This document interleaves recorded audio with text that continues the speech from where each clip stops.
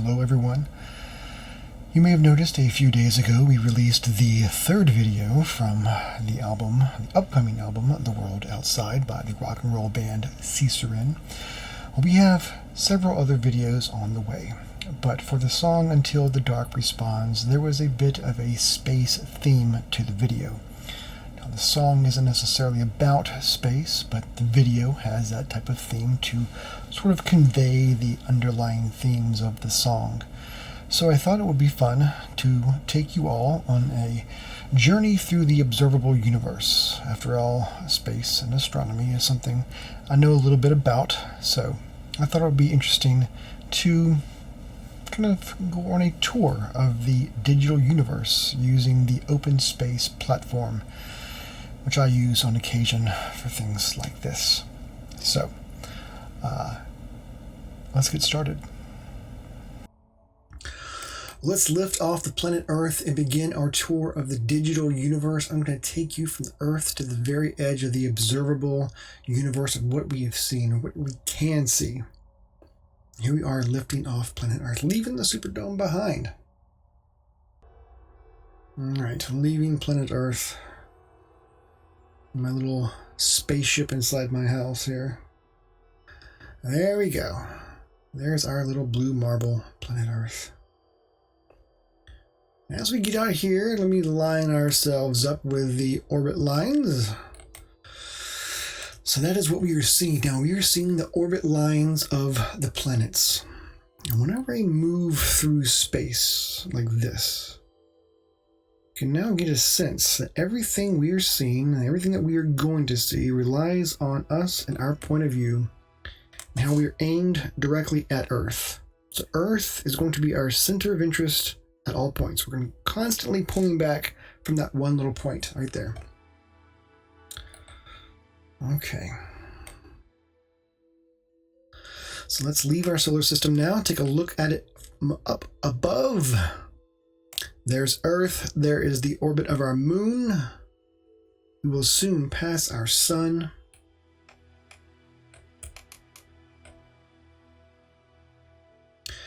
There's our sun, Mercury, Earth, Mars.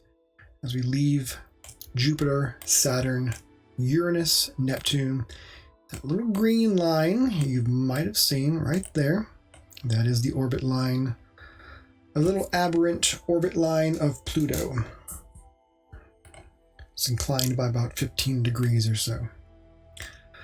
As I orbit around here, I'm going to orbit around to the Milky Way galaxy. I'm going to square us up to the bulge of the Milky Way, kind of get our orbital planes in line here with the bulge of the Milky Way. So we can see now from this point of view. Let me shrink myself down just a tad more. Okay, so as we can see here, from our point of view, my orbit lines, the Milky Way right there in the center of the screen, that hazy band of light. We can see that the brighter parts of the Milky Way align with the sun. We can also see some constellations here. Let me pull up some constellations. We can see how the constellations of our zodiac constellations, the red constellations here, you have Sagittarius, you have Scorpius. Let's orbit around a little bit more. You'll see how these zodiac constellations reside along the path of these orbits. This is called the path of the ecliptic. Come around here because I want to get to Taurus, right there, right by Orion. It is exactly where I want it to be. All right. Well, it may seem small out here right now, but let's take a minute to see where we exist in relation to the sun. So let's pull in a little bit more here. So there is our sun, that blue line there, that is Earth. And the distance between that bright point of light and that little blue line there, where we are, that is 93 million miles. So we are on Earth, 93 million miles away from the sun. And light in a vacuum travels at a speed of about 186,000 miles per second. So if you divide 93 million miles by 186,000 miles per second, you get a number that is roughly about 8.5 minutes. And that is the light travel time from the sun to the Earth. It takes light from the sun about 8.5 minutes to travel the 93 million miles to reach us here on Earth. Now that speed, as tremendous as it sounds, the 93 million miles from here, from where we are looking at now, it seems tiny compared to the view of the entire solar system. That little space there is. It seems so tiny. I'm going to pull out a little bit more. I'm going to turn on something here.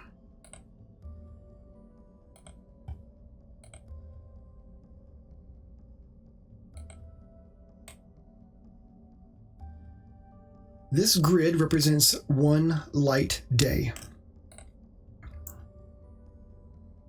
So turn on the one light day grid.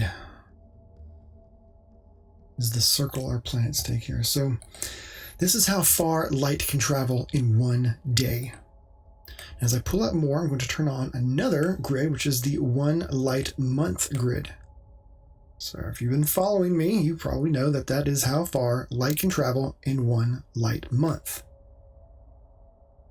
So by the way, the entire solar system itself, its entire width, the diameter of the solar system is about 8 light hours to traverse if you were in some speed of light car.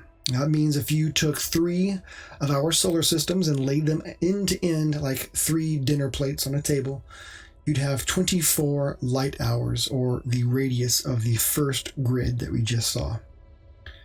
Now at 1 light month away, we begin to see the true radiance of the sun. This is how our sun should look 1 light month away. I'll turn off these grids here to see. Looks pretty bright. Turn that back on there. But I'm going to pull away a bit more. As I pull away more, I'm going to turn on the 1 light year grid. And you guessed it, that is how far light can travel in 1 light year. Now at this point, let me turn off the constellations for a second. There we go. Now at this point right here, I'm going to turn on something else. This 1 light year grid up, I'm going to turn on something called the Oort cloud. I like the Oort cloud. It's also called the Oort sphere. I prefer the Oort cloud. Sounds a bit more poetic, but the Oort cloud is a sort of gravitational definition of what the sun can hold on to. Our longest period comets reach out into this realm, this sphere. So we can see comets coming in from great distances. The edge of this sphere, this cloud that we're depicting here, is 10 light months out. So 50,000 Earth-Sun distances. So if you want that in miles, just take 50,000 and multiply that times 93 million. That is the radius of this sphere you see here. Turn off these distance markers for a second.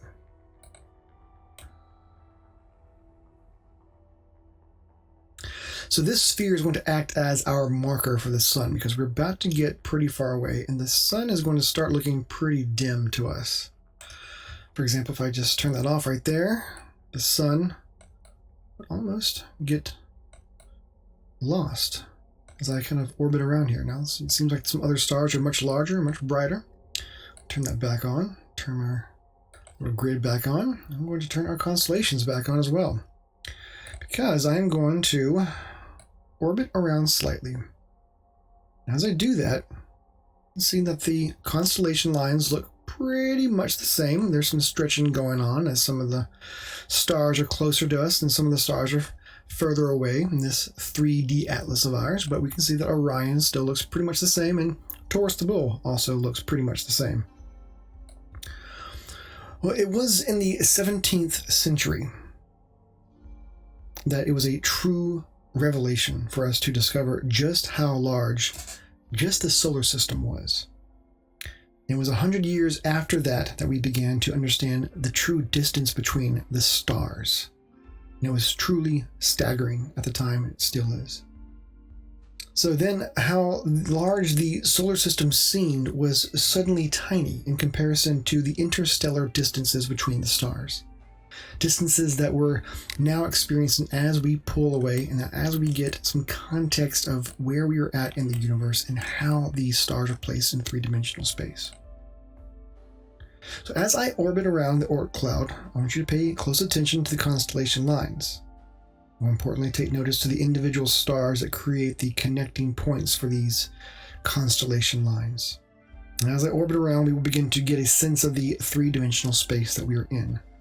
Now, the stars that make up these constellations aren't on some flat plane, but are individually light years apart. So I'm going to pause right here. Pull away just a tad more. I'm going to pause here for a second to bring something else up as a true discovery. There we are. It's easy to get lost here. Now, this seems like a lot here on the screen, but I'm going to explain to you what this stuff is in a second. I just put up a whole bunch of neon blue circles. What does that represent? Well, first, let me just say that for over 10 years, we've actually been able to detect other solar systems around other stars. There have been many false claims before that, but for the first time, we were able to verify the claim in 1995, the first exoplanet around the star 51 Pegasi. We now know of thousands of positions of stars that have planets. So these circles you see here are indicators that there are stars in the center. These stars are very dim, like our sun. If we turn off the Oort cloud, like I'm going to do, turn off this Oort cloud, turn off that marker there, we'll see the true radiance of our sun here from this distance away. We can now see our sun in relation to these other stars, these other exosolar systems. Even though our sun is in our center of interest, it still looks pretty dim to us, but we have to thank that dimness of the star for its longevity. We've been around for about 5 billion years, and we've got about another 5 billion years of gas left to go in that star, our sun. But stars that burn brighter burn much faster. Let me turn the Oort sphere back on so we'll know where we're at. Okay, well, we have the Oort sphere back on now. And now what we're going to do is we're going to pivot around to see the constellations in 3D space. We're also going to get a sense of depth with all these exoplanets around us. Because every circle there is a circle of a star that we know has at least one planet. Now at this point, I'm going to turn on another sphere. We're actually inside this sphere right now. I know this is a lot on the screen, but I'm going to simplify it in a second. So I'm right here intentionally because I wanted to be right by Taurus the Bull. So I'm going to pull up the star names because I want to be right by Aldebaran. So you do see my cursor on the screen? Yes, you do. So that is Aldebaran. See that bright star? And so this constellation, this red constellation line, that is Taurus. You have one horn, you have the second horn, you have one bright red eye in Taurus the Bull, you have the second eye, Ain, and then you have the rest of the constellation there representing Taurus the Bull. The reason why I've chosen this star is because Aldebaran resides right by the edge of this sphere that I am pulling out of right now. So I'm going to circle around, pull out of this sphere. Keep your eye on Aldebaran right here, kind of circling. Let me turn off these constellation lines. It's ridiculous. All right. Pulling out here. There you go. So, okay, there's Aldebaran right there. Keep your eye on that circled star of Aldebaran. So I'm pulling out until I see Ain right there. I'm going to get Ain. Okay, so there's Aldebaran and there's Ain right there. You can see that Ain It's right by this big cluster of stars. Let me turn off these exoplanets here. Okay. So as I orbit around, you'll see this sort of cluster of stars. Get into that in 1 second. Turn these exoplanets back on. Okay, now we know where we're at. So you have Aldebaran and you've got Ain. So now you know what I'm talking about when I talk about it. So just outside that bubble, by Ain, you have the Hyades cluster. That is the cluster of stars I was just talking about. The Hyades is 150 light years away from us. And hopefully my picture is not blocking that. No, it's not. All right. Hyades is 150 light years away from us. Now, Aldebaran is a red giant that we see in the constellation of Taurus the Bull. That V shape, it is the eye of Taurus the Bull. Now, Aldebaran is 140 times brighter than our star, the Sun. So why are we concentrating on this sphere? Well, this sphere is showing us how far our radio waves have traveled since we began broadcasting about 90 years of broadcast history. It was in the late 1930s our planet became radio bright and we started to broadcast signals. Now, the nearest star cluster to us is some 150 light years out. It's right there, right by Ain, the Hyades star cluster.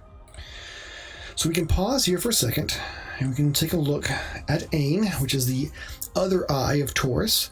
And we're going to turn our attention back to the radiosphere right here. We're going to go inside the radiosphere and we're going to see all these planets. Let me turn off the labels. We're going to see all these planets, all these solar systems that have been washed over in our radio signals.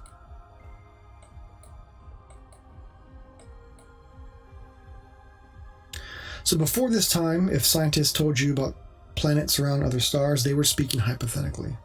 They were not speaking from data. Now we have compiled over 4,000 exoplanets that we have now since discovered. And some of those are in this radiosphere. But once we are inside this sphere here, we can see all these stars, all these exoplanets, all these exosolar systems here, washed over with our radio signals. Now the question is, has anyone heard these radio signals? Has anyone detected these faint signals? Well, we don't quite know. All right, let me find Ain again in Aldebaran.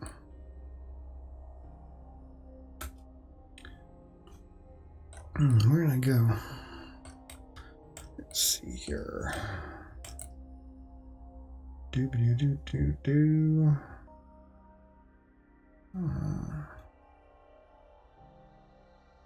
Let's see. There it is. There's Aldebaran. There's Aldebaran. Back out a bit more. There it is. Right there. Okay. Because when I pull out further, there's going to be another star cluster. I'm going to talk about this right in that path. So now I'm going to turn on another grid, the 100 light year grid.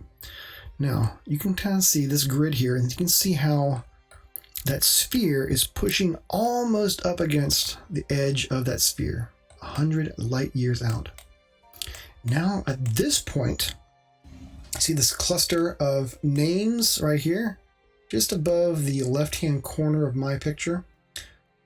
Those names right there. Well, these stars right here, all those stars, that is the Pleiades star cluster.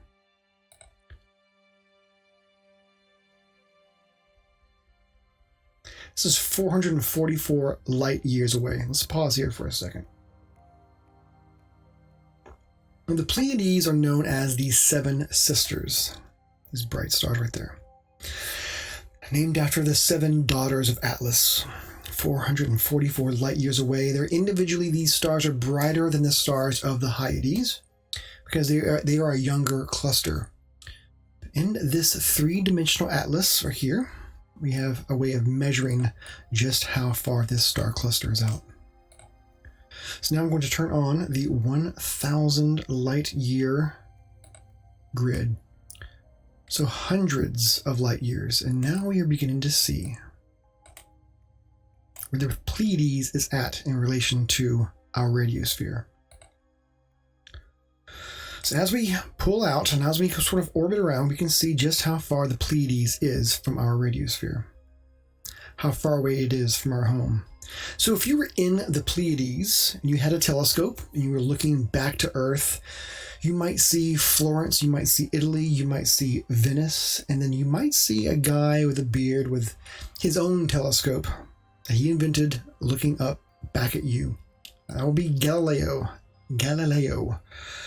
Because Galileo first turned his telescope to the sky some 400 years ago to gaze up upon the stars. So again, the Pleiades are 444 light years away.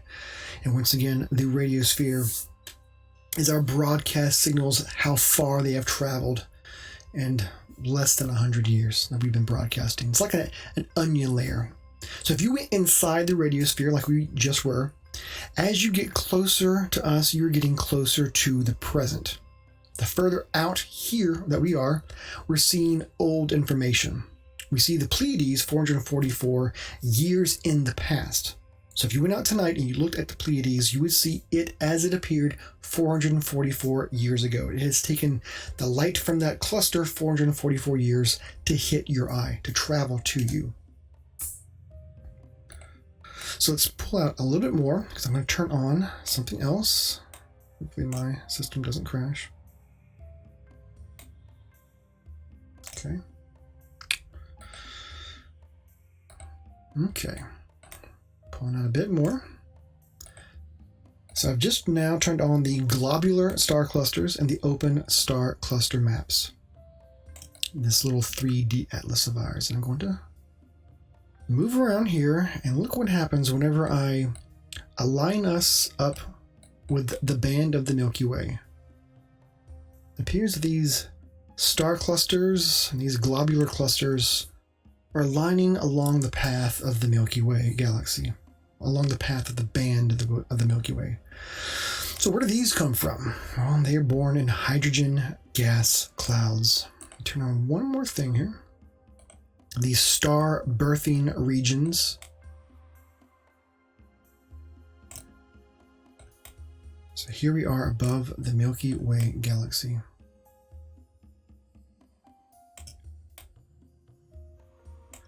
So see how these regions line up along the path of the Milky Way band. Take a look at these blue, yellow, and green dots here. So here we are above our Milky Way. At this point, I'm going to pause to do a little bit of cleanup. This does look a little bit messy, so I'm going to turn off some things here. Don't necessarily need to see all this stuff. I'm going to turn off the grid, but I'm going to leave on the radiosphere. A little blue dot there. That way you can kind of keep track of where we are at. But I am going to turn on the constellations again because those lines represent the lines of the constellations and how they warp in, because some of the stars in the constellations are closer to us and some of them are further away. So those lines represent the stars that we see in our nighttime sky.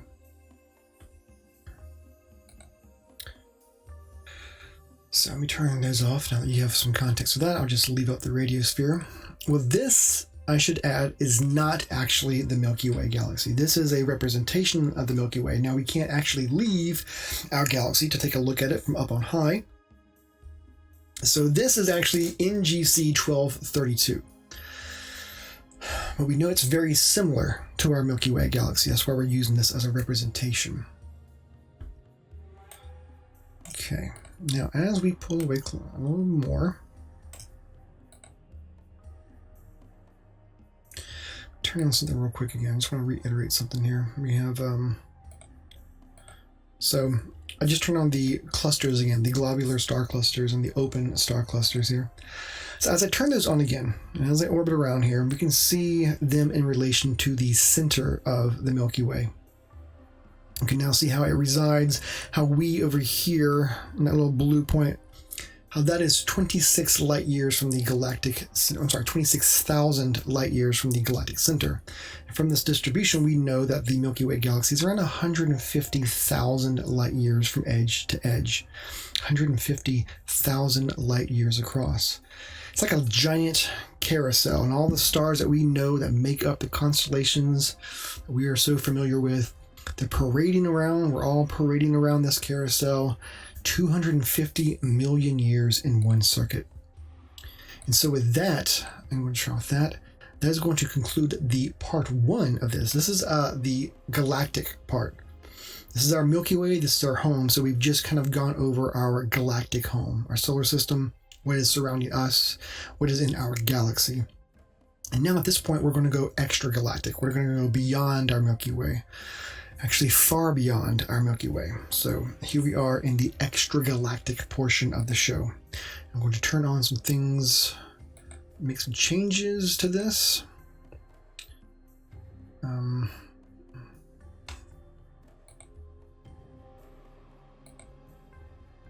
Yeah.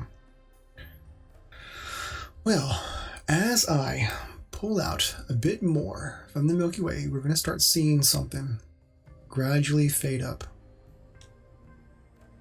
We now see that our Milky Way has some companions coming down from the bottom of the screen there.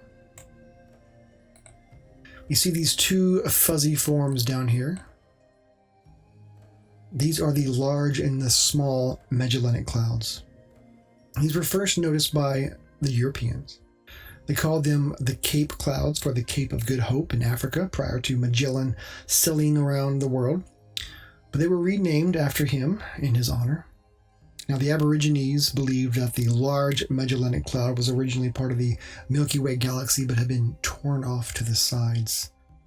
It was these clouds right down here, in quotes, that got people thinking about our own galaxy, our own Milky Way. It was these clouds that got people thinking about where we're at and how large things are. So there was a time that we believed that the Milky Way to be all that there was in the universe. But when people started to look at the Magellanic Clouds, they began to think, could there be other places beyond our solar system, beyond our Milky Way? So soon, we will eventually be passing by the Andromeda Galaxy. Let me turn off some stuff here so we can see. Let's see here. Yeah.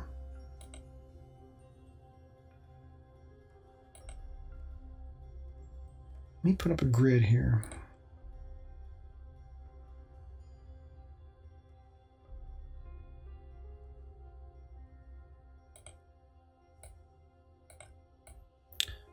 Yep, there is it over there. Got a circle around here for the Andromeda. I'm going to pull out.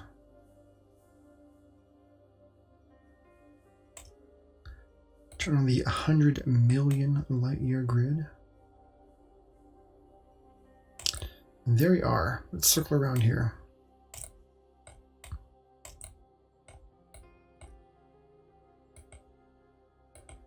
Helpful if we had some names. There we go. Okay.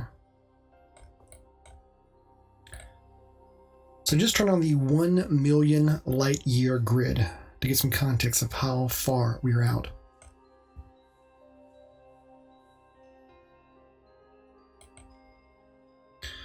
Actually, that was the 100 million. That's not what I wanted to do. I want to do the 1 million. There we go. That makes way more sense. Because the Andromeda Galaxy is over 2 million light years away. We see it right there, that little pinwheel right there. I'm going to pause right here, talk about the Andromeda Galaxy. Because when we first started to see the forms of galaxies, we didn't quite know what to make of them. We didn't know if they were close or if they were just enormous forms like our own galaxy, but just very far away, mimicking what the Milky Way was. The question was, could they be island universes? Well, this was debated until the year 1923, when the Andromeda Galaxy's true nature was figured out, that it was indeed a galaxy. Edwin Hubble saw with the largest telescope in the world at the time a star called a Cepheid variable star in the Andromeda galaxy, which enabled him to measure the distance about 2,300,000 light years away. In fact, it was Henrietta Leavitt who had studied the Cepheid variable stars in these small Magellanic Cloud that enabled Edwin Hubble to make that measurement at the distant point of the Andromeda galaxy and basically set up for opening the doors to a much larger universe.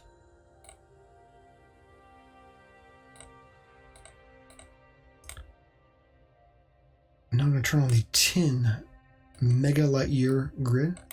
Mega light years, 1,000,000 light years.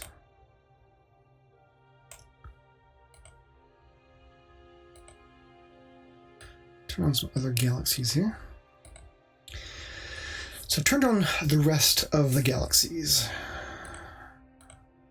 Put on those as well. Why not?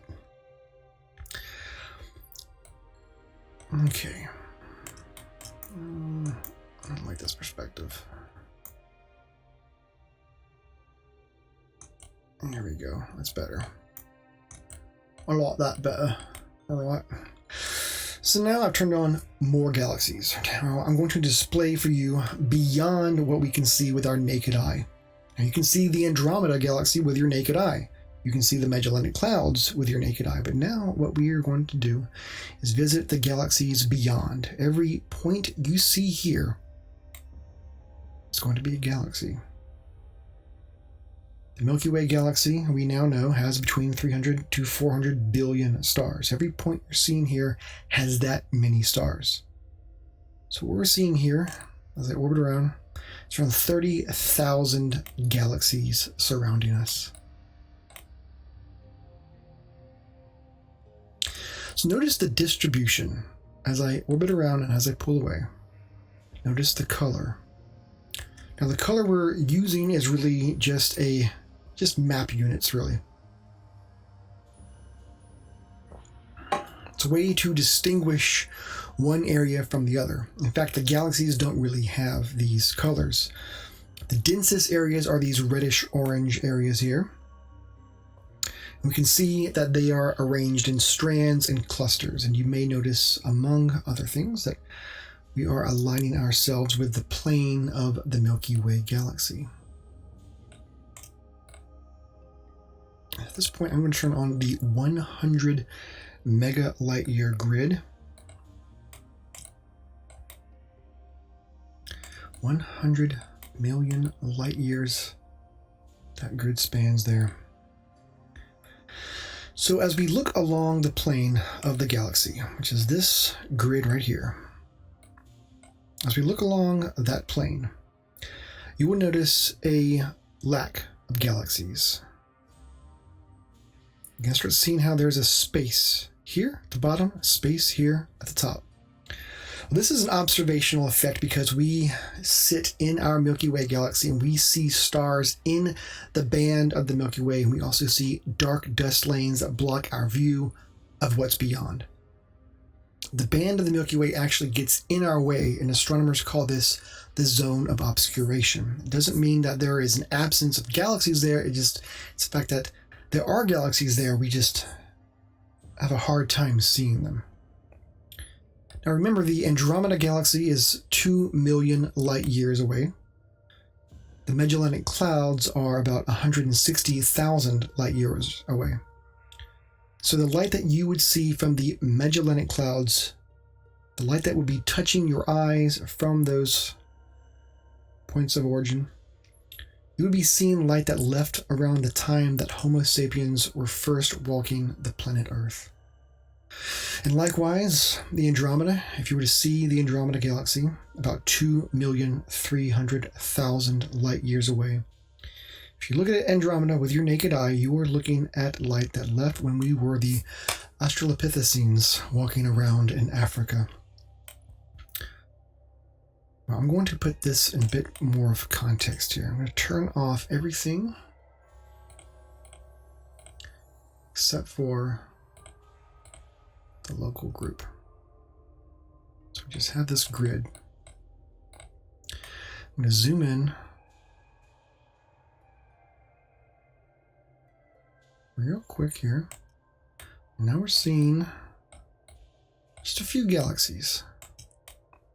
There's Andromeda up there. There's our Milky Way right in the center. So we belong to something called the local group of galaxies. This is about 50 galaxies in an area of about 10 million light years across.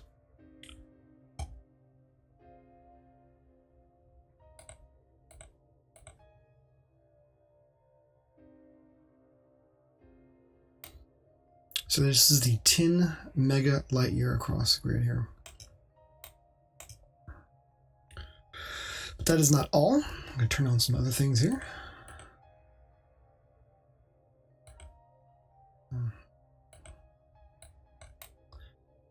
Now, our local group belongs to something called the Virgo cluster. And that's about 1,300 galaxies and is about 10 times larger than the local group. Now, the Virgo cluster is part of something called the Virgo supercluster.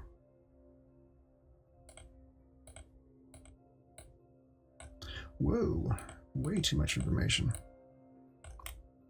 So pull in here, you'll see this concentration of orangish reddish there. So the Virgo supercluster contains about 100 galaxy groups and clusters. So the Virgo supercluster contains about 100 galaxy groups and clusters. And this is located in a radius of about 110 million light years. Now that's not all. The Virgo supercluster is just one supercluster of about 10 million superclusters in the observable universe.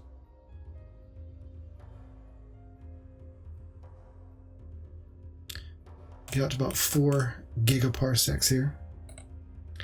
I'm going to turn on something else. I'm going to turn on the quasars. So the quasars are the brightest things that we can see.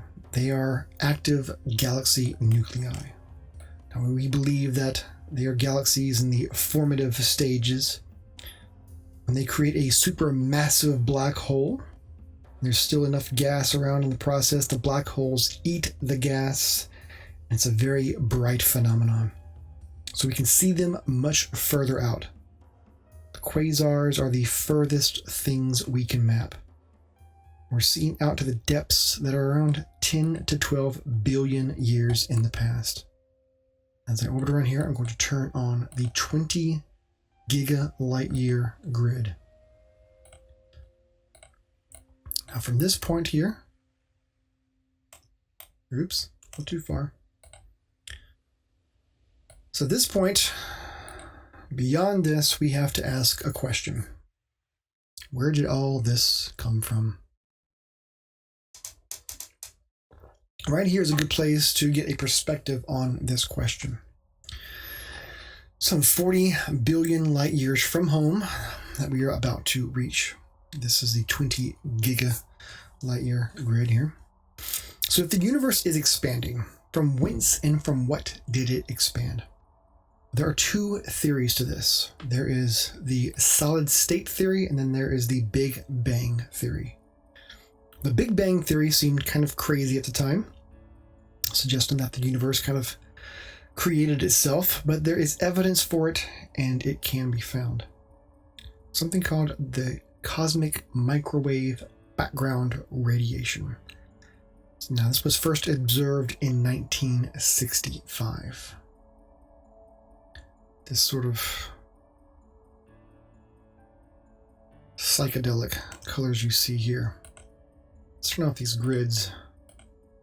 Just take a look at the galaxies that we have here. Okay, get over to the edge. Orbit around so I can talk about this cosmic microwave background. With this background image, this sort of kaleidoscope, psychedelic image that you're seeing here in the background of what we are rotating around, this was first imaged by the WMAP satellite. Now this will finish our complement of the observable universe. The blue areas are the areas that are just slightly warmer than the others. Now, these will become the dense areas that you see reflected in the structures of the universe. The cooler areas are less dense. Now, what we're seeing with this cosmic microwave background is an echo of the Big Bang. Frozen a couple of 100,000 years after the event of the Big Bang itself, when the universe went from being an opaque plasma to a transparent medium that we could see through the radiation. We can see the radiation through.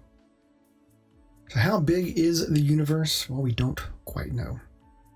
This is just our visible sample of what we can see of it.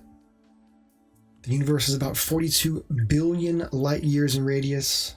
The universe is about 13.7 billion years old. Well, the discrepancy of distances and time is an account for inflation in the early universe.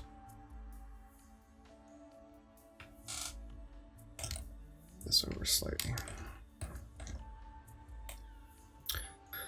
So if you were on a quasar, those quasars we just took a look at, if you were on one of those quasars there, and you were looking back, you would see us as a quasar, and you'd be a fully mature galaxy with beings looking out.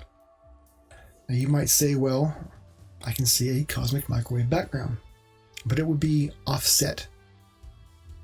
So we know geometrically that if you were out there, you would also see your own perspective on this. So in effect, the universe could in fact be infinite.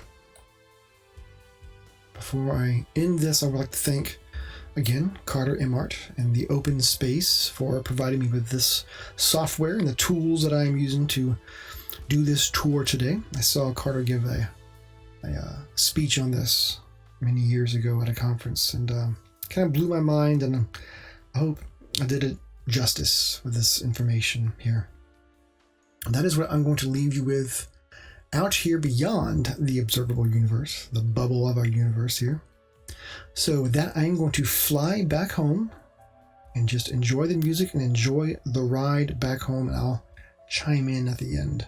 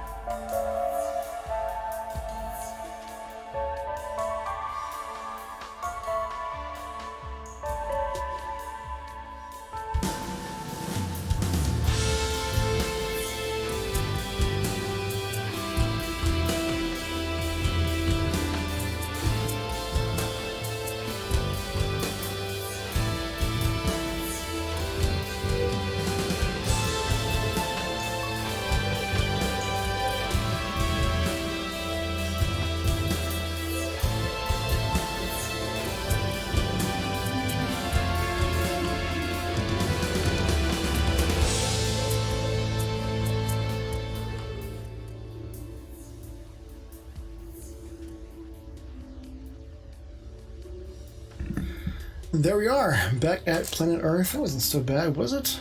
Traveling faster than the speed of light. There you go. Well, I hope you enjoyed this little tour of the digital universe. And with that, I hope you have a great rest of your night. Sleep well. Well, I hope you enjoyed that tour of the observable universe. Learned a little bit about the world up above and beyond and outside. So we have a video diary or a visual diary coming out later on this week that deals with the topics and the themes of the song Until the Dark Responds, and then the following week after that will be the next video, and so on and so forth, leading up to the release of the album. Now you can pre-order the album now via the Generation Prog website.